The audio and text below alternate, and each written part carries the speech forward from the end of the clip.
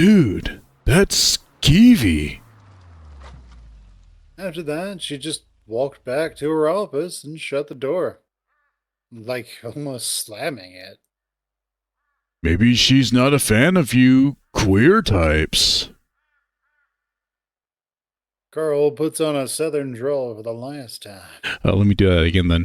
Maybe she's not a fan of you queer types. Carl puts on a southern drawl for the last bit. I'll step out of the car and pop the trunk, moving to gather up my equipment. The sun is starting to get pretty low at this point. There's not really any tall mountains to the east, so Echo's sunsets tend to last a little while. Maybe, but she seemed all right with Flynn. Carl follows suit, though his eyes are still glued to his phone. I can't get over that whole "there's a boy in your car" bit.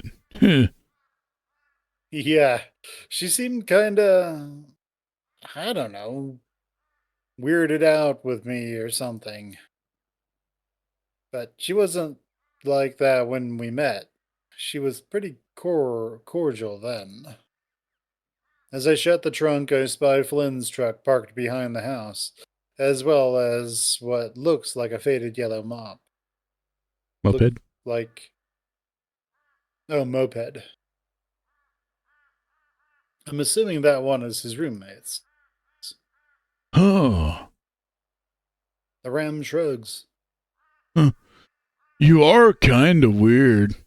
Maybe you did that staring thing you do sometimes. What? Where I stare and my eyes just go wall-eyed? Like I'm the thing from It? I blink.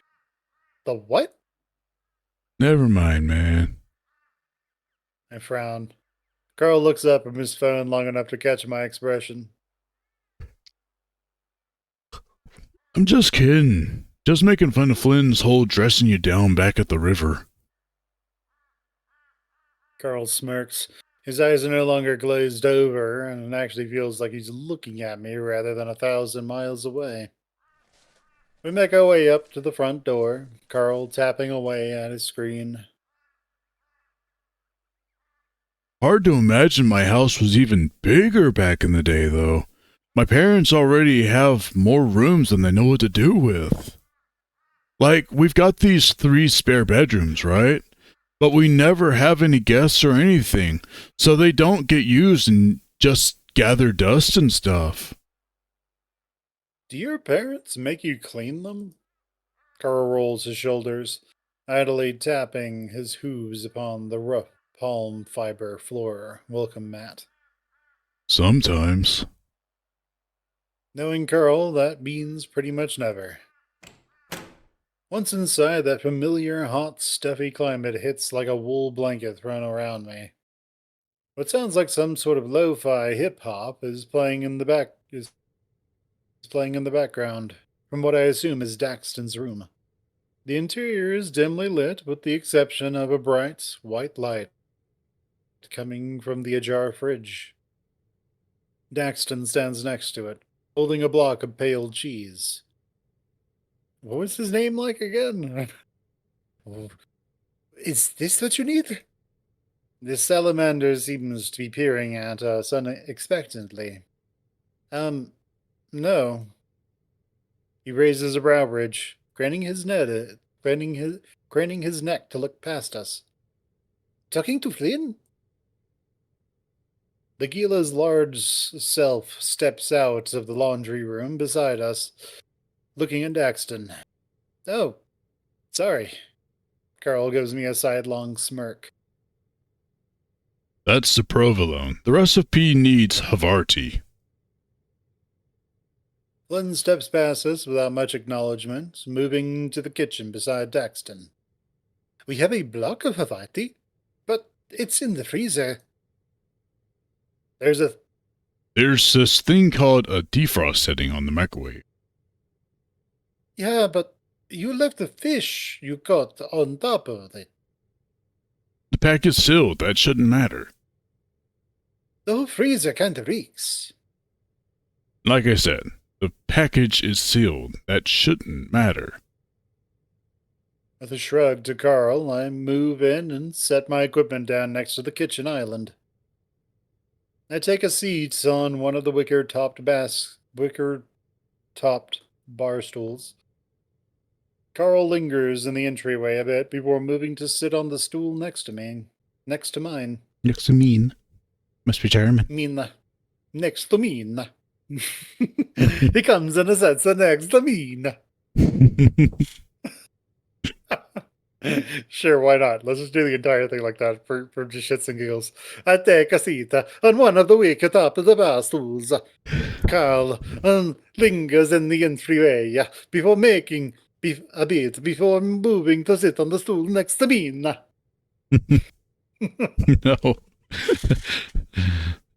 That's already getting like too much. It's just that one Italian guy who watches our videos. He's like, that son of a bitch. The fucking foxy. I'll show you. I must snap you like you shouldn't do the spaghetti. You thought the Romans were scary. Just wait till I show up. Alright. He's gonna fight Flynn. So, like, Roman legionaries, we think they were like 5'6", but just scary as hell. All right. They're what? Flynn, They're 5'6", but what? scary as hell. Oh, Like, you didn't want to fight one of those. You didn't want to fight one of those guys. This world's scariest short kings. Flynn wordlessly goes to the fridge and grabs 2 bottles of light beer, popping the tops and setting them down in front of us. Thanks. I'm not 21 yet legally, you know. I'm not 21 yet legally, you know. Flynn shrugs uncaringly before getting a beer for himself. Looking around, the countertops are pretty free of clutter beyond some Mesa Community College letters and a heavily used black notebook. The notebook is labeled World Building and Fictional History 204. A few water stains have shriveled the edges of the pages. Dexton places the provolone back into the fridge and places the allegedly fishy Havarti on a plastic cutting board. Meanwhile, Flynn is now at the sink, washing vegetables. Dexton grabs a small knife and finally glances back at me. Welcome back, Chase. Why is he now Italian? Welcome back, Chase. Didn't I give him like a British-ish sort of accent? I'm not sure what the accent was. It was kind of all over the place. Yeah. Who cares? I wave a bit, limp-wristed. Hey. He smiles, then shifts his gaze to Carl. The Ram looks up from his phone, a little bit apprehensively. Oh, hey. I've seen you around before, but I forgot your name. Sam something? Carl? He answers, his voice quiet. Oh, well, good to meet you.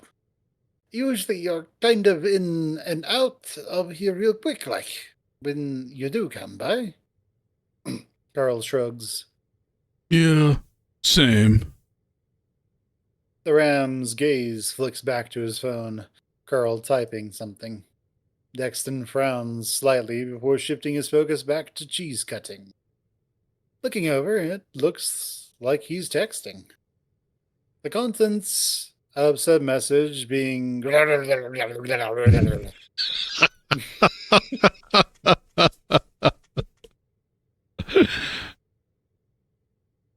Hey, Carl. Flynn looks over his shoulder, scrubbing at what looks like a cucumber. You got your outfit packed out for the interview on Saturday? Yeah, I got it packed out.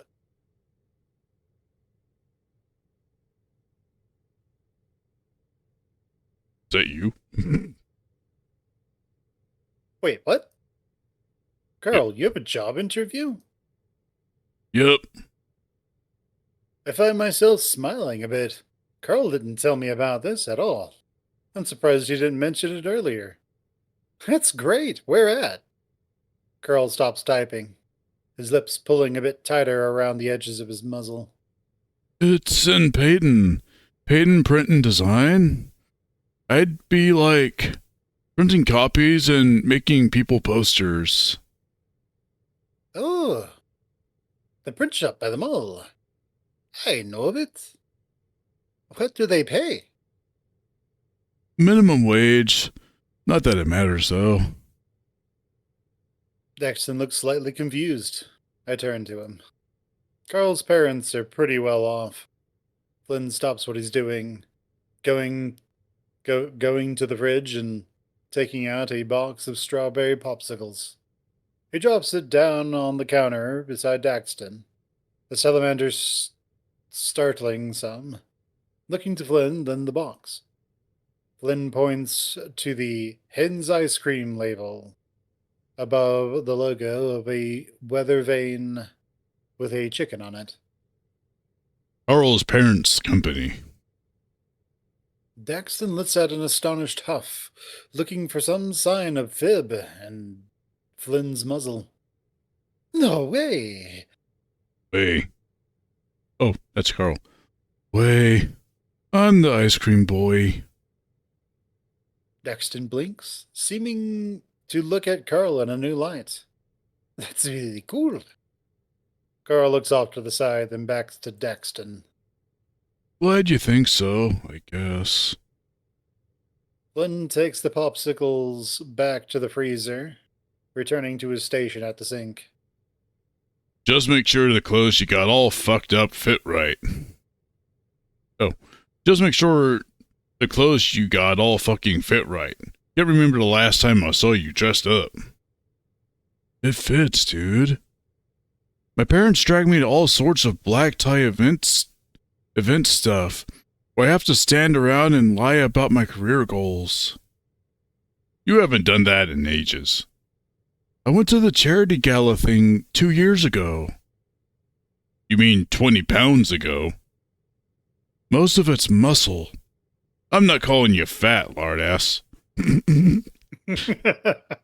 I'm saying that when it comes time for the interview and you come in with a hoodie and cargo pants, they're gonna think you don't give a fuck. I mean, I kinda don't, you know. Oh, the fuck you don't. You really looking forward to disappointing the shit out of your folks again? They're used to it. Jesus fucking Christ. Daxton and I exchange an awkward glance. I'm half tempted to follow Carl's lead and start pretending to text.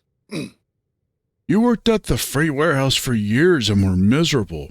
Can't blame me for not looking forward to the same sort of thing.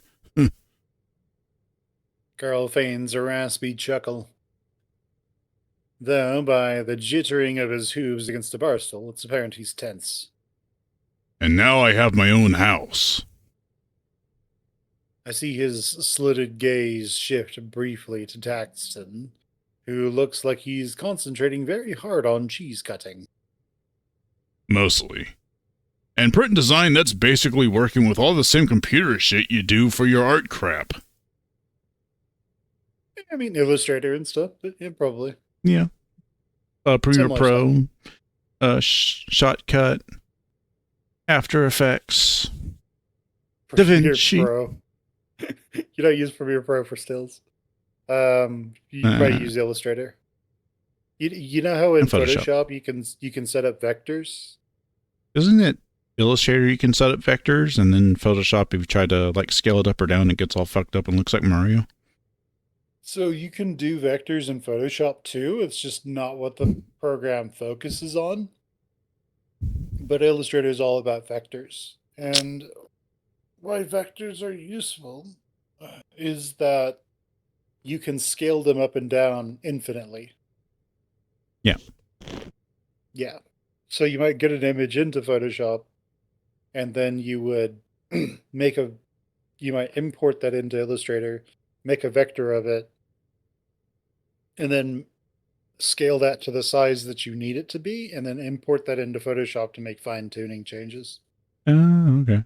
So, like, Photoshop's more of a finishing program, and Illustrator's more of a actually making it program. Oh, like a drawing it program, huh? Yeah, to an extent. But you can go back Okay. and forth. A Okay. lot of professional artists just go back and forth between the two. Makes sense. Seeming to note an opportunity to diffuse, Daxton chimes in. You're an artist, Carl? Shit.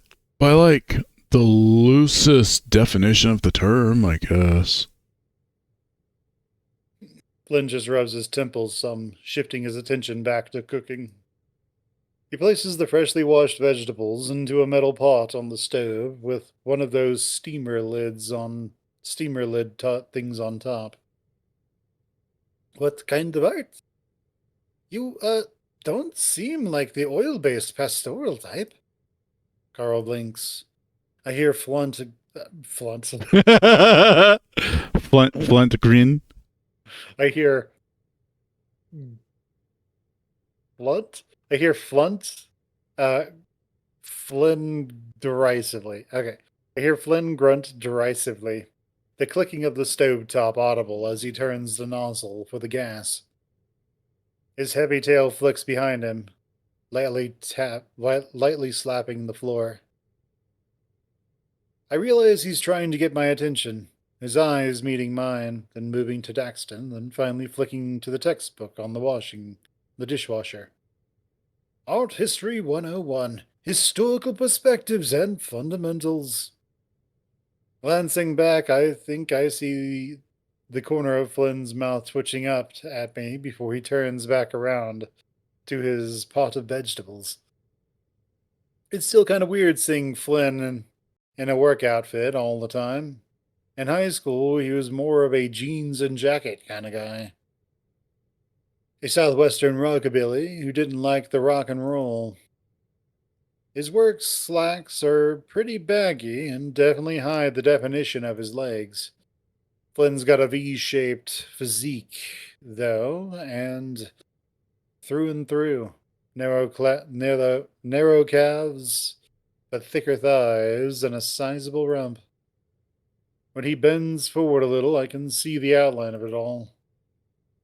The lewd side of my mind is starting to wonder if he's doing it on purpose. But why would he? After what he said this morning. Uh, Pastorals? I'm not very good at backgrounds or anything. A portraiture, then? Very snazzy stuff, that. The salamander smiles at Carl, showing his rounded cheeks. Carl just looks at him confused. um, I decide now is a good time to interject and spare Carl from Daxton's entry-level art class inquiries. Carl draws pop culture character stuff mainly, I think.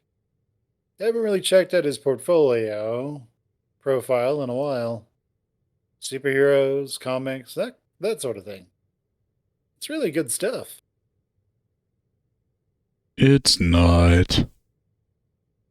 He pauses, shifting his phone and his paws again. Shifting his phone and his paws akin to rolling putty.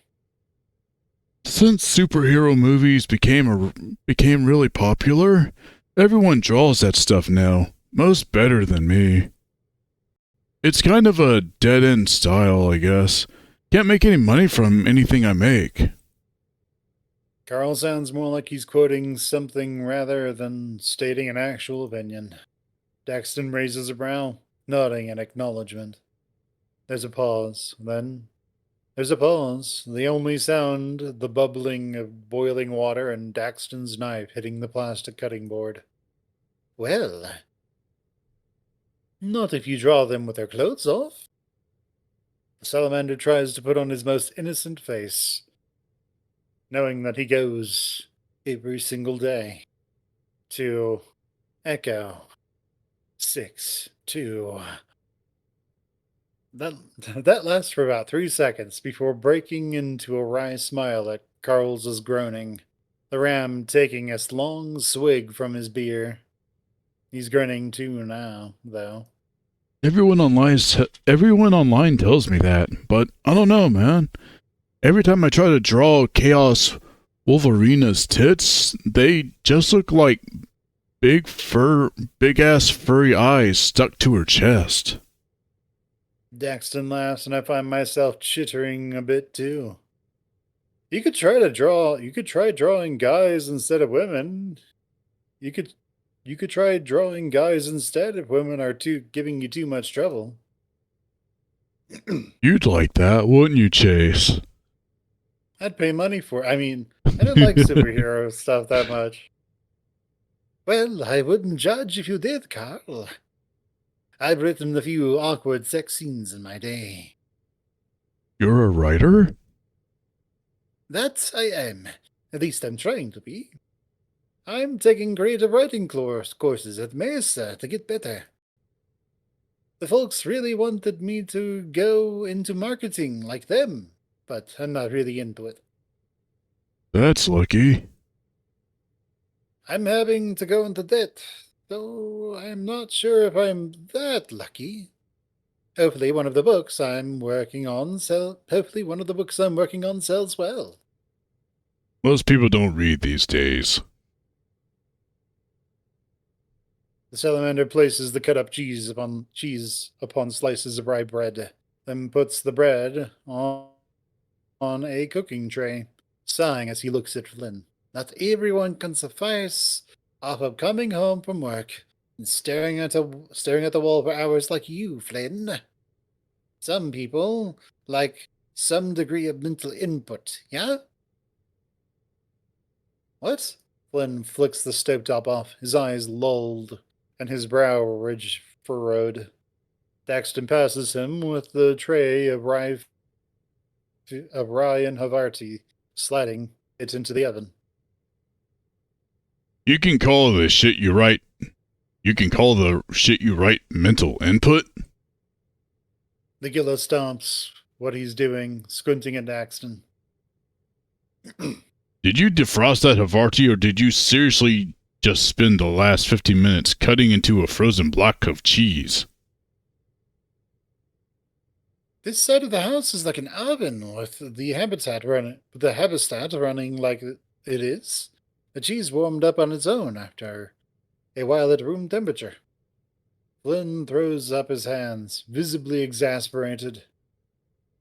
It wouldn't have taken you 15 minutes to cut a few slices of cheese if you just defrosted it.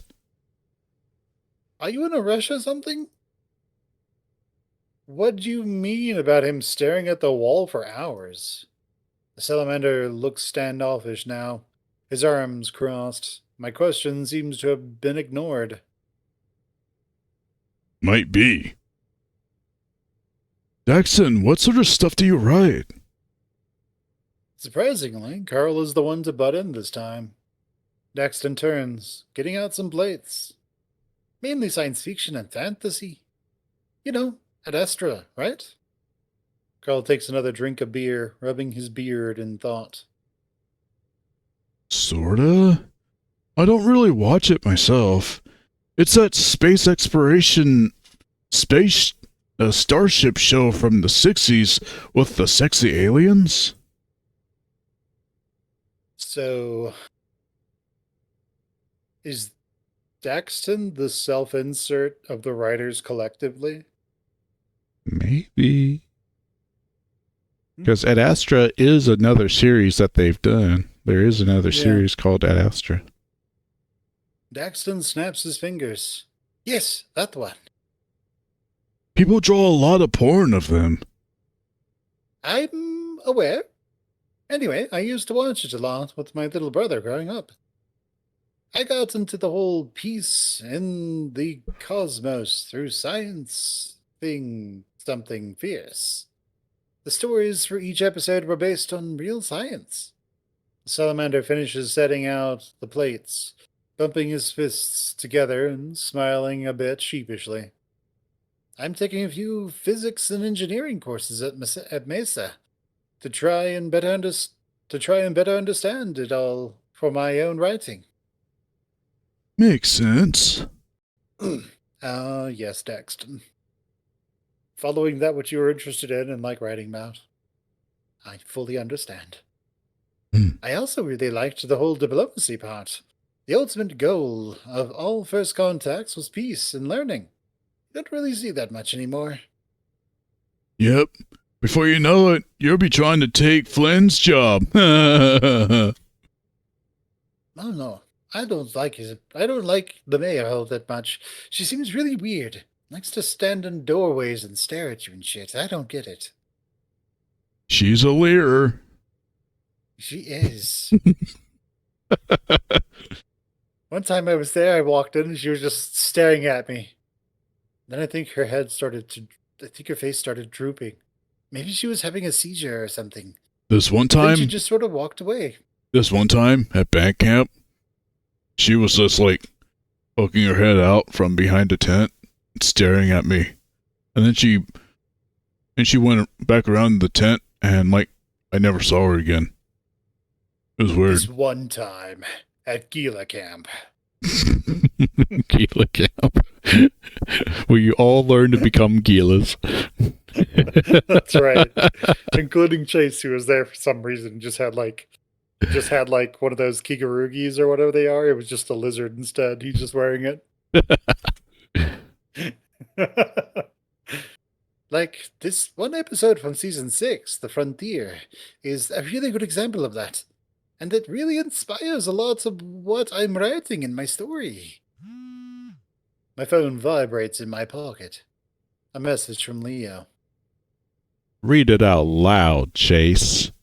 Hey, you're not at the motel? A sort of sinking feeling takes hold in my chest. I can feel Flynn looking at me from over the counter as I type my reply.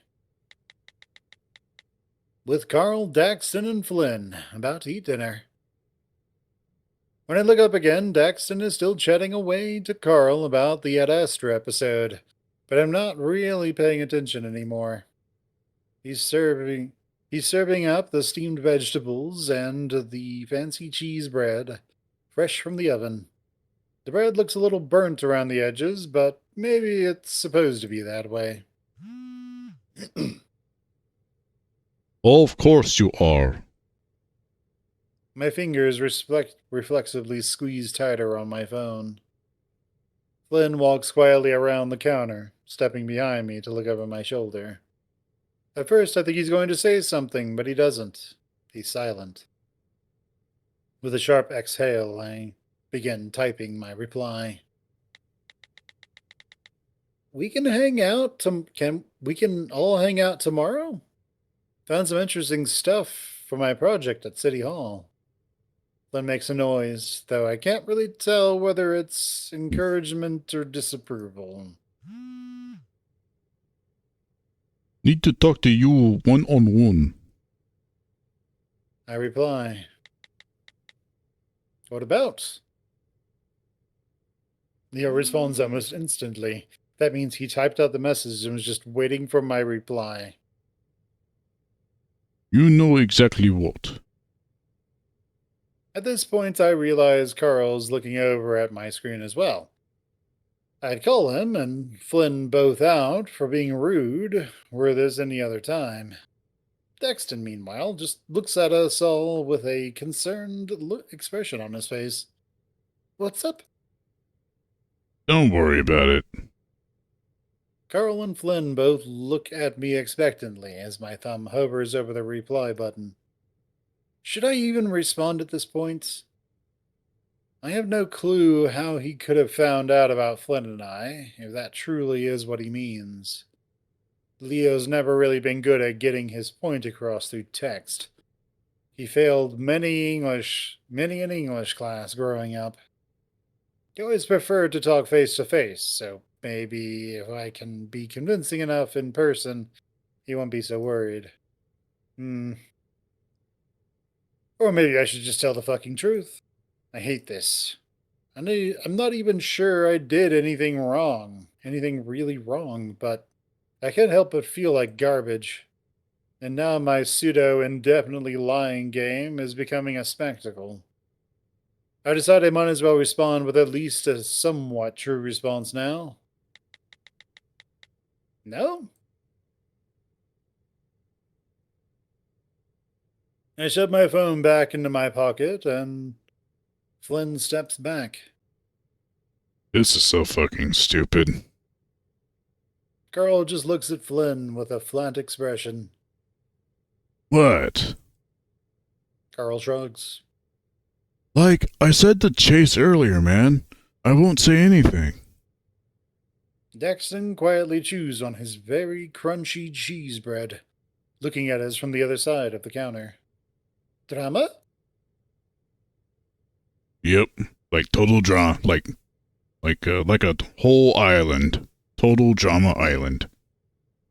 He moves from my side and back over around the kitchen island, grabbing his plate of food and taking a big mouthful of broccoli.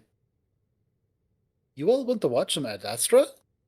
The salamander smiles awkwardly, gesturing to the small living room area.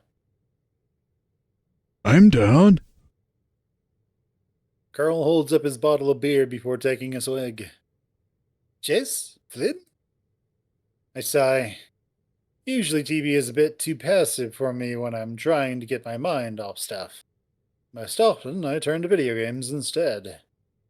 Still, Daxton seems pretty passionate about all this. I guess it can't hurt.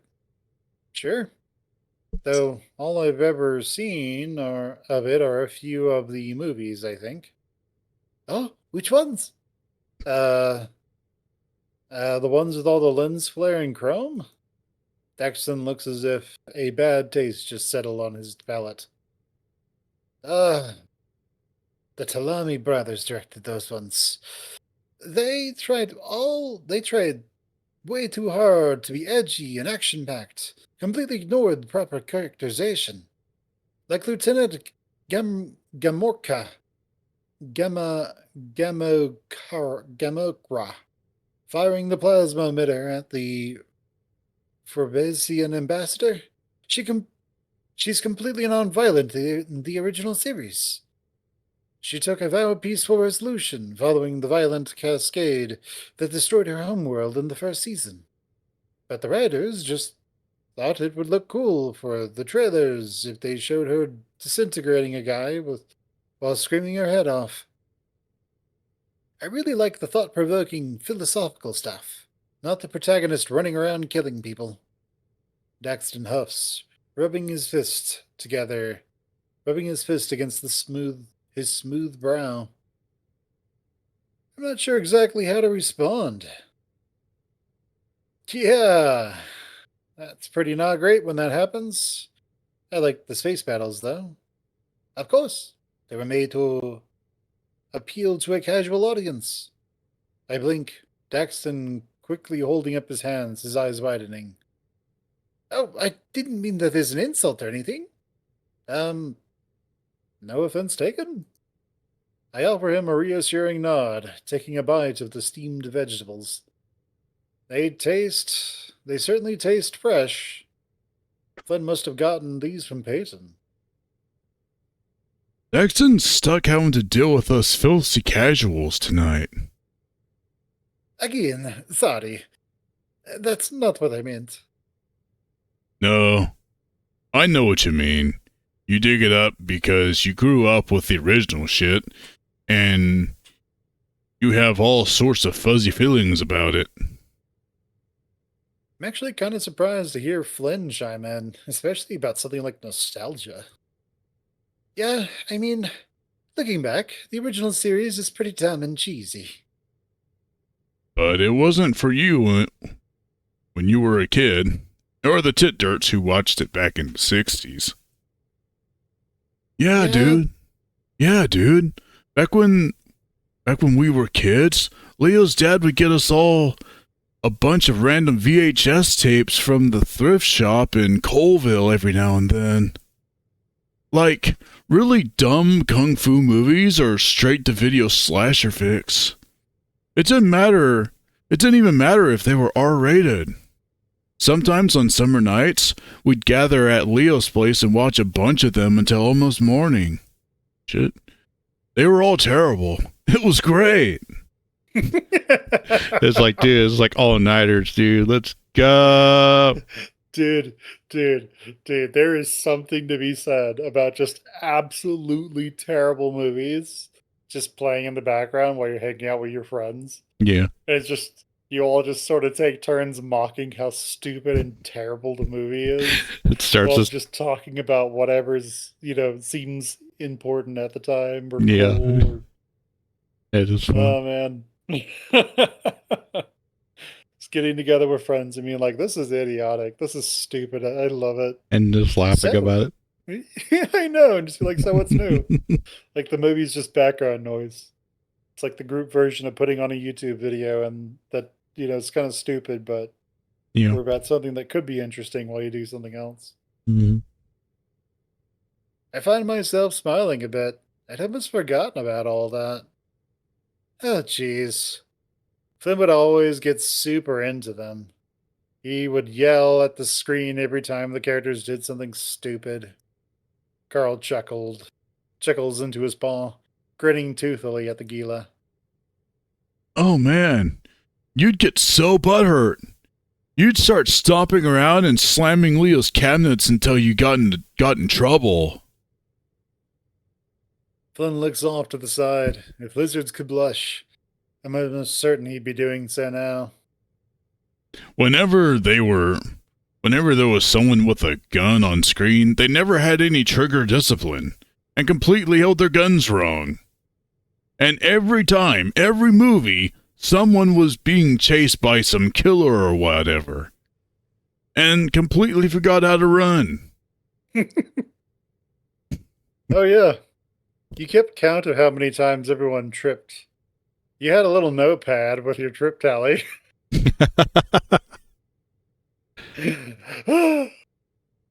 Dexter looks absolutely tickled by this revelation about Flynn.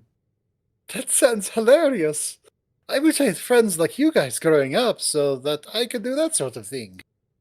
Flynn waves dismissively.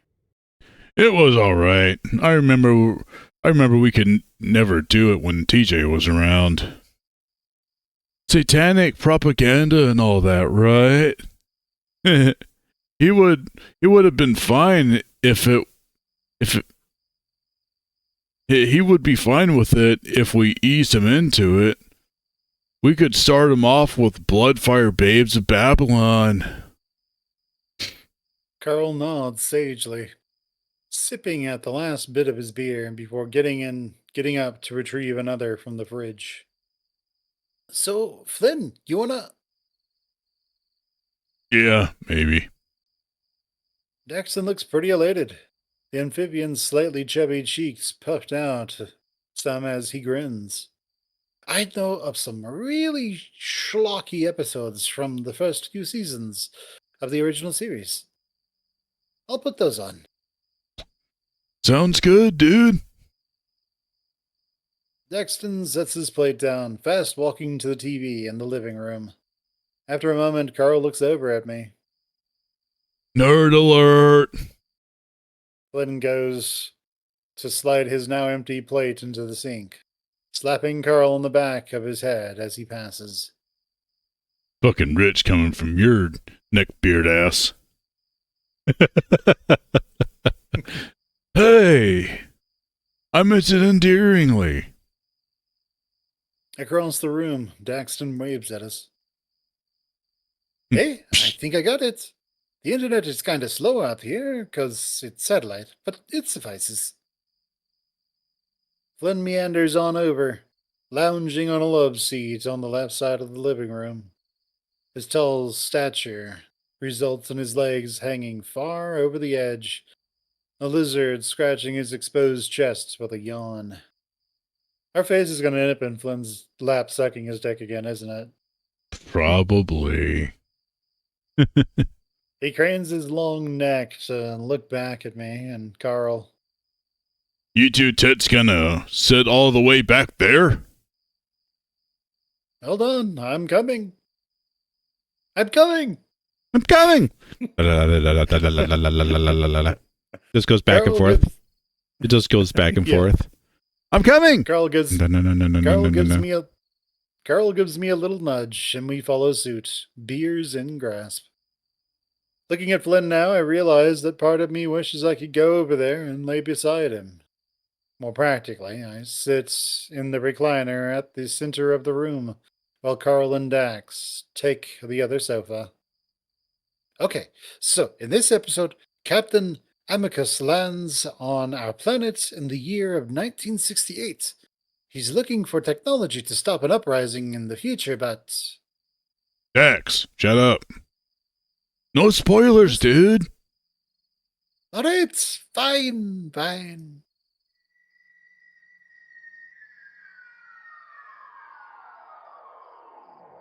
Captain Amicus, the slime woman. The slime women. They're in the engine room. This leaves me no choice, cadet. Activate self-destruct protocol by Baker 9. Baker 1-9er. But, Captain! There's no time to debate. Get to the escape pods. Captain, the test results just came in. They aren't slime women. They're cell women. They're multiplying as a result of some sort of cancer-like phenomenon. By God, cadet, this changes everything. Deactivate self-destruct protocol. If these are cells, then our ship is one sick patient. Cadet, flood engineering with radiation pulses at 3-second intervals. Maximum output. I still don't understand why the cell women have tits. Why are they women in the first place? Or why all the lady officers don't wear pants? Carl takes another glug from his beer, this being his third so far from my count. Like I said, I was going to show you the bad ones, guys. Daxton looks a bit defensive, leaning forward on the edge of his seat, his plump tail wrapped around the armrest. Carl idly chucks a pillow at the salamander. I'm not complaining, dude. He laughs a little and Dax sneezes, chucking it back at him with a bit more force. Carl takes the blow like a champ, in the regard that he doesn't even react, beyond smiling goofily. It's surprising to see Carl comfortable like this around a stranger. I can't help but feel kind of happy he can still come out of his shell every now and then. It's fucking dumb. How does anyone take this shit seriously? That's the thing. They don't. They don't. They don't. We certainly aren't. I glance over towards Flynn, who's digging in his pockets for his phone. He taps the unlock button, squinting at the bright screen, the black and orange scales on his face seeming to glow silver and yellow in the light. I find myself leaning forward a little, trying to read the tiny text on the screen. It takes me a moment to realize that Flynn isn't looking at the screen anymore. He's looking at me. He huffs, moving the screen away from my view before beginning to text something. Is it... No, it's not Leo. Flynn stares at his phone some, a sort of expectant expression on his muzzle. Hey, I don't mean to be all prying and such, but who's Leo? Daxton seems to be asking me this. My ex. Flynn glances back for a moment before though says nothing. Oh, Leo's a guy? Yes. Good. Salamander frowns in an acknowledging fashion, nodding his head some before focusing his attention back to the TV. Captain Amicus is in the midst of being attacked by the slime women. Even with the prosthetics and lighting, I can tell that all the slime women are actually just a bunch of amphibians in green body paint. Flynn's phone vibrates again. He taps it, clearly not really much of a fast texter. After finishing his text, he hastily shoves the phone back into his pocket. I'm heading out. He pushes himself up on the couch, unruffling his shirt before meandering over towards a bowl on the kitchen to get his truck keys. Wait, what? Oh, come on, slithead. Daxton briefly smirks at Carl's term before seconding. Yes, this is actually pretty fun. Where are you going? Out. You should get back to the motel before the others start bitching. I feel my face grow hot, my fists starting to clench. Okay, maybe stop the mysterious act, asshole.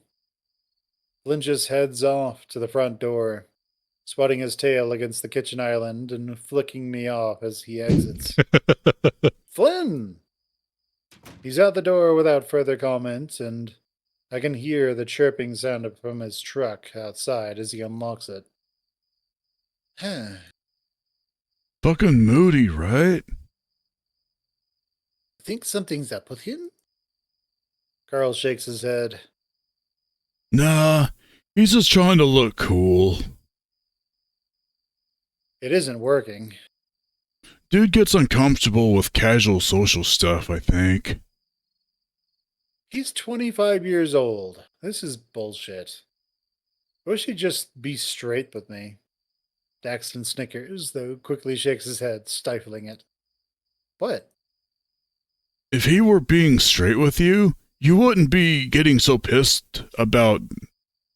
If he was being straight with you wouldn't be getting so pissed about this, I think. Straight, as in you two not macking on each other. I get it. I sigh, letting myself sink back into the suede fabric of my chair. It automatically reclining for me, the more pressure I put on it. I'm starting to regret Carl finding out about all this. If you didn't know, it wouldn't be so much of a thing. It would have been easier just to pretend it never happened in the first place, and I wouldn't have to deal with lying to the guy I loved for most of my teenage life. I'm going to hit play again, if that's all right. I'm staring at the ceiling now. I can feel them both looking at me. Go ahead. I'm just going to close my eyes for a little while, okay? Gotcha, dude. We'll wake you if something cool happens. So we'll wake you in the morning. Gonna get a beer, BRB. I shut my eyes and hear the trademark Adastra music resume. A large paw gently pats my shoulder, followed by audible hoof clops on the kitchen floor behind me.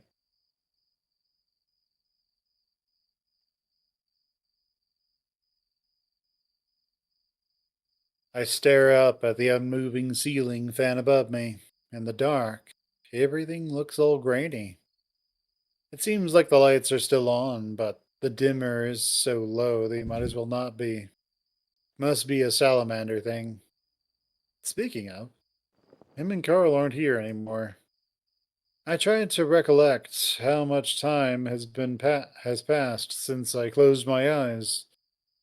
It feels like just a minute ago. As I rise to stand, I feel kind of sluggish for some reason, like my legs are still asleep. My face feels kind of numb, too. I always feel worse after taking naps. I'm not really sure I get the appeal of taking them once a day like my mom does. Moving to the nearby window, I squint at my reflection. I look like hell. And who shaved off my goatee?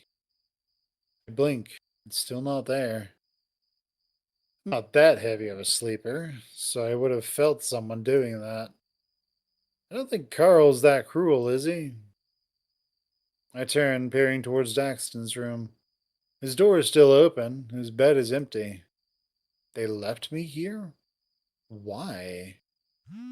My phone vibrates in my pocket. It's Leo. I'm coming. What?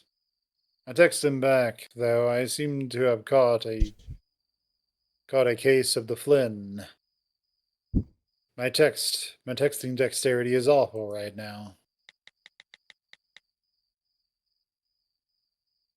Everyone left. I think I'm alone at Flynn's now.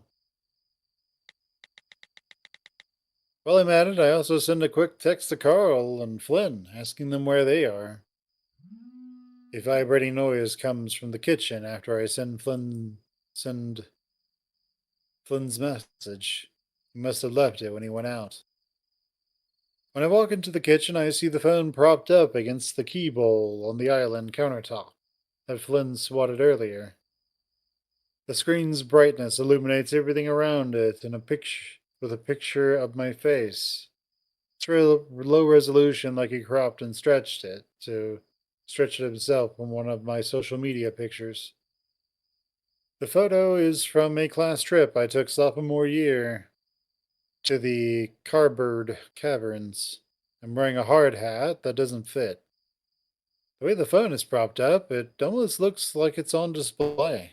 It's a weird way to place it.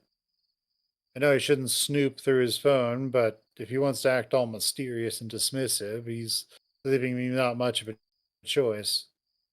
Also, someone shaved my goatee off. That warrants enough of an emergency, I guess. I tap the screen and my messages appear.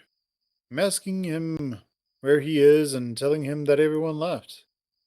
Tapping back, I see other messages. The rest of them seem to have been deleted.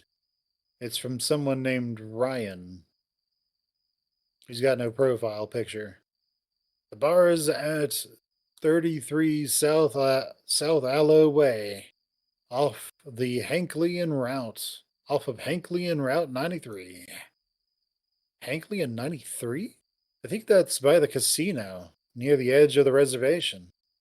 Spent most of the day looking at a map of the county, so I think I have a good spatial sense of where it is now. The question is, why did Flynn leave this here with this message on it? It's like he wanted me to find it. He wanted me to follow him. Jesus. Does he think I'm that much of a snoop? Because apparently I am. This time it's my photo that buzzes. Another message from Leo. Hey, Huh? I type a quick response. I have to go. Sorry, Leo. I shove my phone back into my pocket and head outside. It's actually nippy out in comparison to the heat of the day. Sheet clouding covers about half the sky above, and there's a tinge of humidity in the air, which is surprising. We usually get less than an inch of rain this time of year. Another text? Leo again. are you serious? I sigh, putting my phone back and getting my keys out. I'll think of something and apologize later. I don't feel nearly as sluggish as I did before, thankfully. Once inside my car, I put the keys into the ignition, enough to keep the inside lights on while I fiddle with the GPS. 33 South Aloe Way. Got it! It looks like it'll be about a 22-minute drive, according to this thing. Dude. Did you get it? Dude. Yeah, I got dude. Okay. Where are you going? I look over. Carl and Daxton are staring at me through the passenger window, with concerned expressions on their faces. Well, a concerned expression on Daxton's face. Carl just looks drunk. What? Where have you guys been? With you. Why the hell did you guys shave my goatee? Dude, are you like allergic to Havarti or something? It was actually Gorgonzola. That Havarti Flynn wanted was sketchy. Carl smiles lopsidedly at Daxton. Dastardly. What are you? I reach up to grab my chin, feeling the familiar scruff of dark brown hair upon my paw pads. Feel my heart start to thump heavy in my chest. What the hell? Daxton opens the passenger door. You sure you should be driving? You're kind of waking out. No offense. Angle of the rear view mirror down towards me. Sure enough, there it is on my chin. I'm sorry, I could have sworn that it was missing earlier. Well, you were sleeping. It could have been a nightmare. I read about all this stuff online. It's your subconscious playing out your deepest desires, man. Carl slurs thumb, looking a mix of dazed and chipper. I don't think so, Carl. But look, are you guys coming with me? I think Flynn wanted us to follow him. Yeah, we saw the message. They did? I don't know. He's kind of a private guy. If we're wrong, he's going to be pissed. We could think of it like an away mission. Even in the dark, I can practically feel Daxton cringe. Oh, God, Carl. I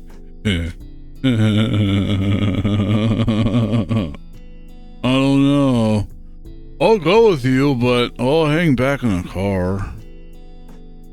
I'm still a bit reeling from the whole facial hair fiasco, but the banter is making me feel better. Well, you could be tactical support. This is why I don't usually share my interests with other people. They nerd out completely. Carl clambers into the back seat first, nearly toppling over. Dude, I think yeah. Go on. Daxton climbs up front, a little tipsy, but he seems to have most of his motor functions intact. Luckily, I don't have any classes on Friday.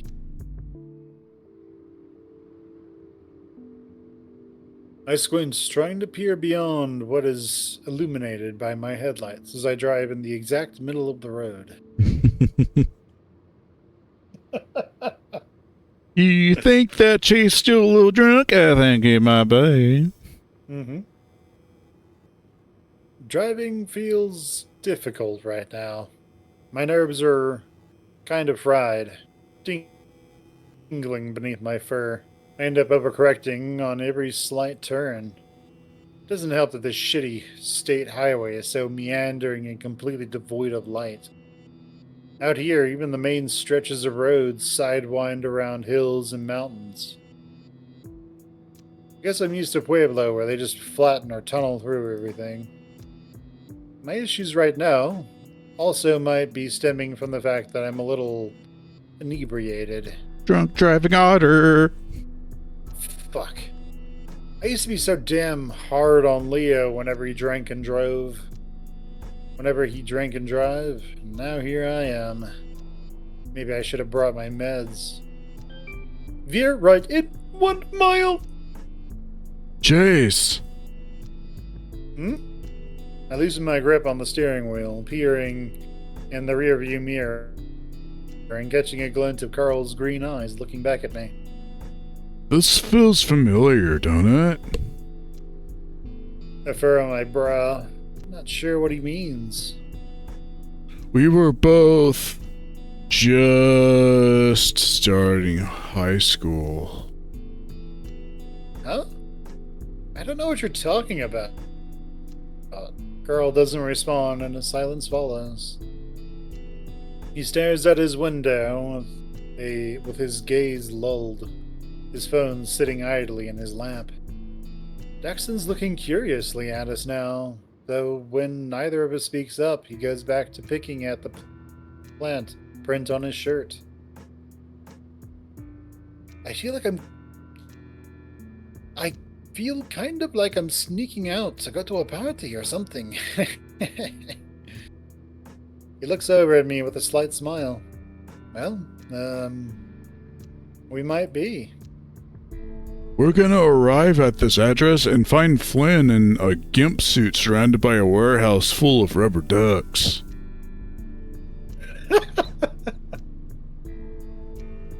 Carl lets out a quiet rumble of a snicker. I don't get it. Just a gimp suit and then just something random. Oh, He just came up with the most absurd thing that he could. Good job, Carl. Just like an absurd mental image.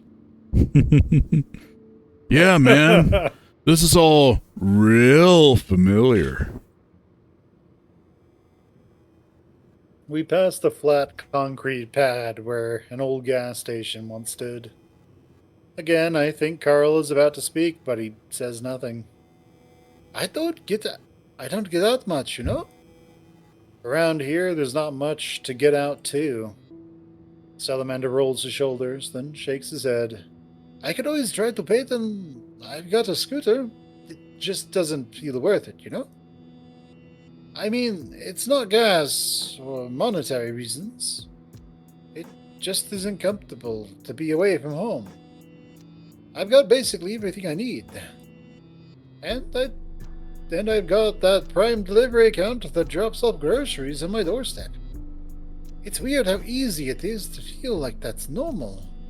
Surround myself with TV, books, and video games, and the fact that I'm alone in the middle of the desert doesn't even affect me. You've got Flynn for company, don't you? We keep to our separate sides of the houses, usually. Sometimes almost a whole week goes by without me actually seeing him. There's always the internet, dude. You got online friends and all that stuff for gaming, right? Daxton adjusts his seat, giving himself some more legroom. I post on a fan forum pretty regularly. I'm a moderator. Let me guess. For Adastra, yep. Give me your phone. Daxton blinks. What? Carl makes a grabby motion with his paw towards Daxton. Just give me it for 1 sec. Daxton clutches his cell to his chest, looking uneasy towards the drunken ram.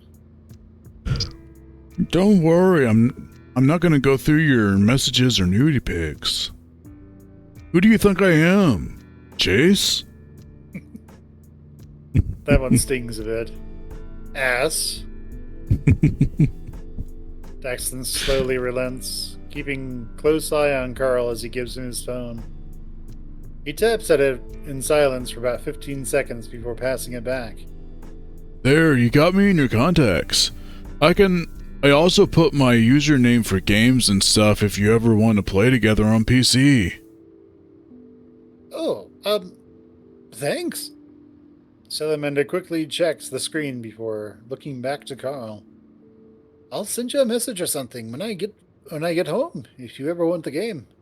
Or if I need a hookup with some ice cream. Carl makes a flubbering noise with his mouth. Ice cream boy at your service, dudes, man. Yeah, service. Daxton titters some, shaking his head. I was just kidding with the last part. I wouldn't ever do that. I mean, you must get sick of hearing that all the time. Carl shakes his head, even after he begins speaking. No, it's I don't tell people that shit very often because it's awk, you know? Though, I totally will hook you up. I used to do that for Flynn and Leo, but then Flynn went on his whole health food bullshit. And Leo, I don't know, he stopped asking. Veer right. My arm stiffens as I swerve onto the off-ramp with more gusto than I meant. I feel the other's eyes on me as I try to act casual. Looks like this is it up ahead. Kind of out in the middle of nowhere, isn't it? This isn't the reservation yet, right? I look towards the horizon. I can just make out the familiar glint of the Blue Diamond Casino past one of the rolling hills. Everything out here is the middle of nowhere, but no. The reservation is on the other side of the casino. Do you guys ever go there? No. I'm not much for gambling. I bet gun skins on ranked matches online sometimes. Oh wait. I bet gun skins on ranked matches online sometimes. That place is mainly for really old people packed in their RVs. Flynn and I were talking about it the other day. Like, they paint the ceilings all blue sky-colored. Don't display any clocks and simulate sunlight inside. Trick the seniors into staying longer. That's missed. Capitalism at its finest, dude, man. Is that my nickname now? What? Dude, man. It sounds like Daxton. Most people default to Dax. Your destination is ahead in 400 yards. Carl seems like he's about to say something, but quiets as we all see our destination. Oh, jeez. I turn off the road, the loosely packed gravel seeming to scatter under my tires. We're here. It's a long red building. The exterior is mostly dilapidated. The wood siding falling apart in places. I can see only 2 windows, both of which have colored construction paper blocking the view inside. There's no signage indicating what the hell the name of this place is supposed to be. Well, at least none right now. It looks like there's some broken neon lettering along the roof's edge, but I can't make out anything legible from it. There's about a half dozen cars parked behind the building. Flynn's truck is the only one out front. He's here for sure. The salamander reaches into his pocket, and to my surprise, he pulls out Flynn's phone. When did you grab that? Flynn. Daxton cocks his head at me, holding up the phone. Right after we looked at it? I rub my forehead. Were Daxton and Carl really inside the house with me earlier, and I just didn't notice them? You okay, Chase? Nervous about talking to Flynn? Just pretend he's in his underwear. Then intimidate him with your erection until he's no longer mad at us for stalking him. Stalking him. The ram nods sagely, giving me a bit of a serene look. I stare back at him. That's how the gays work. I read it on the blog site. He holds up his phone. The one with all the gays. I feel myself smirking a little. I'm fine, guys. Just had a weird nap earlier. Still getting my brain unfuzzed. Cool, but, Carl looks back towards the building. I'm still gonna chill here in the car. He clears his throat, sitting more upright. Tactical support. Daxton covers his face with his dark hands. Cadet Hunter and Lieutenant Daxon, prepare to beam out. Thanks, Captain Carl. Make sure to scan for life signs and report any anomalies. Oh, God.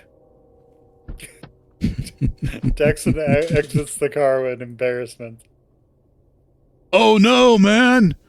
Lieutenant Daxon beamed out too early. His particles are destabilizing. Jesus. I hear enough of this. Stop moderating the roleplay subforums. I don't need to hear them yell IRL. He walks up to one of the front windows, seeming to try and peer inside through one of the gaps in the construction paper. I open the door, about to head out, when I feel Carl's paw on my shoulder. Hey, man.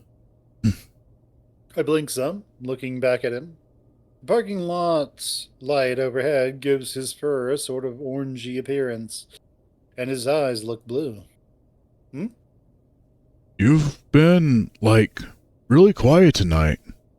I know I haven't been around you in 2 years, but you're still acting, oh no, weird from what I remember. Carl. Just don't worry, okay?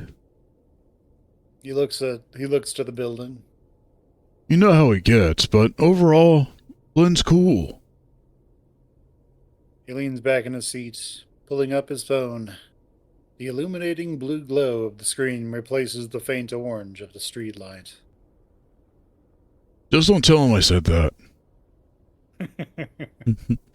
I exhale, smiling despite myself. All right, Carl. I turn around, pausing. I know you have your interview, but we should talk later. Catch up properly.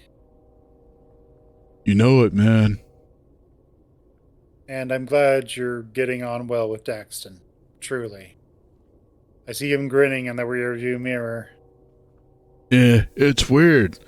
He's like someone I'd meet online, but like in real life, you know? I'm not sure I follow. Don't worry about it. Don't get murdered in there. I smirk dryly. I'll try not to. I step out and nearly close the door on my tail. I must have been more distracted than I thought. Seeing Daxton against the side of the building, I can't help but think he looks downright eerie. He doesn't have scales like Flynn, so he's just this rubbery black color that blends into the shadows, as specious as that sounds. When he turns towards me, his eyes stick out like headlights in the night. Hey, Jace, check this out. He beckons me over towards a small metal sheet by the door. I step closer. Some words are engraved in the front. So you've heard of us. A winking smiley face is pictured below the text. What the hell? I know, right? He moves towards the door, his thick tail flicking in an anticipatory sway behind him. I'm surprised he can control that thing. Watch it be locked. Might as well try after you, Lieutenant. Don't start. He grasps the handle, and the door opens with ease. Daxton looks over at me once more, and we step inside.